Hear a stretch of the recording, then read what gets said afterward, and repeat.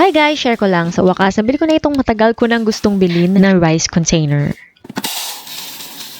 Panoorin nyo na lang yung unboxing video. Ay na nga, kukuha na nga tayo ng bigas. Pero syempre, hindi yung bigas na yung gagamitin natin. Tada! Kundi itong basmati rice. Medyo may kamahalan nga, kaya hindi pwedeng araw-arawin. Yan, yun na paminsan-minsan lang naman. Para naman matry natin magluto nito. Nakilang beses na rin kasi kami umorder ng kapatid ko at ng aking asawa ng biryani sa Food Panda. Kaya naman, why not lutuin natin sa bahay? May cooking instructions naman siya sa likuran at resealable din siya. Ayan nga yung mga hibla niya. Kung mapapansin nyo, mas mahaba talaga siya kumpara sa nakasanayan nating bigas. Pero nagtataka nga ako, ba't para ka akong ang iksi? Yung mga nakikita ko talaga na legit na basmati rice, ayun talaga namang mahahaba. But wait, it's not yet cooked. Gaya ng pagsasaing natin ng ating mga bigas, syempre kailangan muna natin itong hugasan. 2 to 4 times, depende sa trip nyo kung may nakikita pa kayong mga dapat maalis dyan. Itong basmati rice, kailangan daw is-soak for 30 to 45 minutes to help the rice expand to its full length. Habang binababad natin yan, ihanda na natin yung iba pang mga sangkap. May mga dahon na nilalagay sila dito. Itong ang mint leaves at coriander. Wala nga akong mahanap na coriander leaves, kaya naman mint leaves na lang muna. Sorry naman. Kakailanganin din natin dito ng maraming sibuyas. The more the merrier. Nagpakulo na nga ako ng tubig sa kasirola para magsaing. May mga nilalagay nga silang herbs kasabay ng pagluluto nitong basmati rice.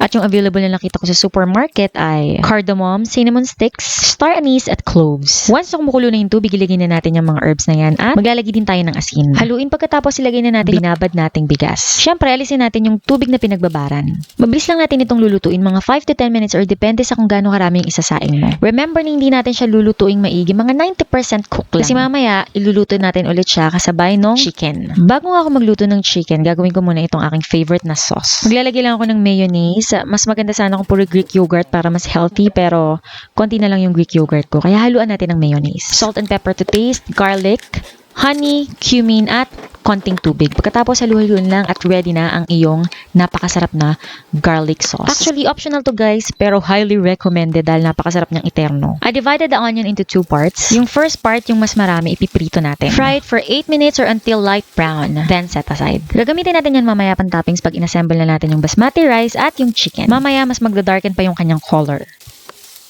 At lulutuin na nga natin yung chicken. Ito yung mga natira kong onion kanina. Igigisa na natin siya. Continue cooking until it is translucent. Then, ilagay na natin yung ating ginger and garlic paste. Pinaghalo ko na sila sa isang lalagyan, guys. Gadgarin nyo lang para magkaroon kayo ng ganyang output.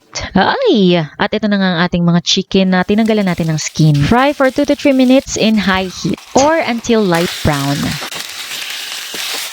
Next, ito na. Pagkadami-dami, mga gagamitin nating herbs and spices. We have 2 options. Unahin muna natin yung mas madali. Nakita ko nitong biryani masala sa supermarket. Kung ayaw nyo mahirapan, ito na lang yung gamitin nyo. Pero dahil medyo may pagka-spicy talaga itong chicken biryani, kaya baka medyo maanghangan kayo. Kaya naman pwede kayong gumawa ng sarili nyong biryani masala powder. Ayan po sa screen naka-flash yung mga herbs and spices nakita kong available sa atin dito sa Pilipinas. Konting biryani masala nga yung nilagay ko para mas ma-adjust ko pa yung flavors. Kaya naman naglagay ako ng turmeric powder, ng cardamom, ng cumin, ng coriander powder, star anise, at cinnamon sticks. Kung gagawa kayo ng sarili nyo, yung mga naka-flash sa screen kanina, i-toast nyo lang and then i-blend nyo lang hanggang sa maging powder. Maglalagay rin pala ako dito ng tomatoes. Meron ako ditong canned, pwede kayong gumamit ng fresh tomatoes.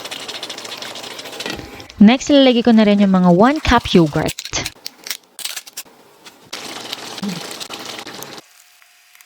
Let's also add the chili, mint leaves, and coriander leaves kung meron kayo.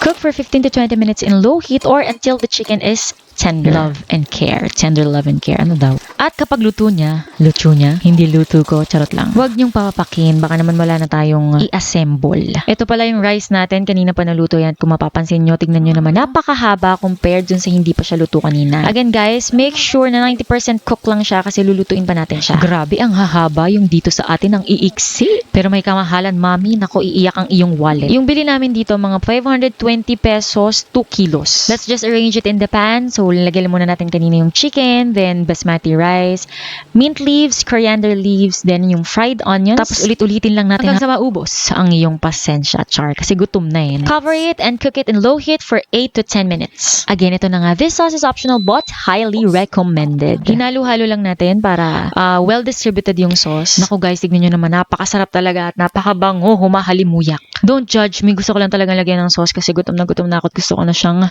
kainin. Disclaimer lang guys. guys, hindi ito authentic. Chicken biryani inspired. Syempre, pwede naman nating i-try sa bahay, diba? I-try nyo guys, napakasarap niya. And comment down below kung ang inyong experience dito sa ating chicken biryani inspired. Once again, ako nga palang inyong kasanerang ininera, Jane Agustin Silvestre. See you in my next vlog.